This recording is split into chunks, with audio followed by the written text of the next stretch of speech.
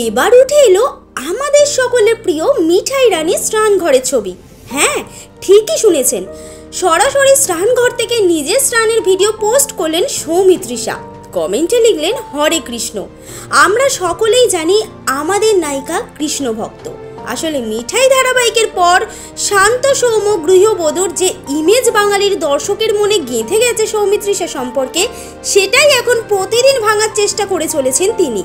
বুঝিয়ে দিতে চাইছেন শুধু গৃহবধূ বা আটপৌরে নন, তিনি সাহসী দৃশ্যেও একই রকমের স্বচ্ছন্দ।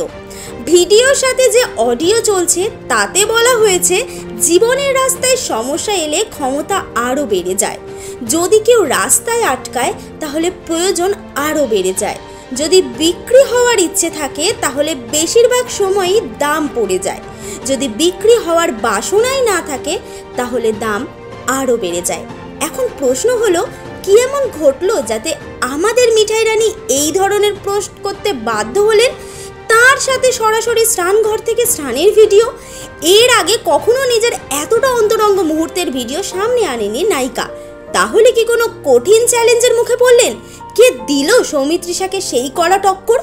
যতদূর শোনা যাচ্ছে, মিঠাই ধারাবাহিকের পর যতটা আদর পেয়েছিলেন সকলের থেকে, দেবের সঙ্গে প্রধান এবং সৌরভের সঙ্গে পরের ছবিতে নায়িকার ভূমিকায় অভিনয় করার পর পুরনো অনেকের সঙ্গেই দূরত্ব বেড়ে গিয়েছে সৌমিত্রিষার।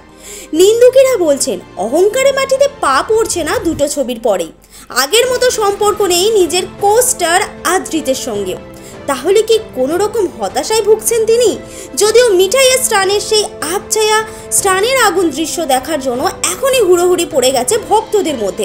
এমনই সেলিব্রিটির অন্দরমহলের খবর 7 তাড়াতাড়ি আপনাদের কাছে পৌঁছে দিতে বদ্ধপরিকর টাইমলাইন ক্রিয়েশন। আপনাদের কেমন লাগছে মিষ্টি সৌমিত্রিষাকে স্টানের দৃশ্যে? মন্তব্য করে জানান আমাদের মন্তব্যের বাক্সে।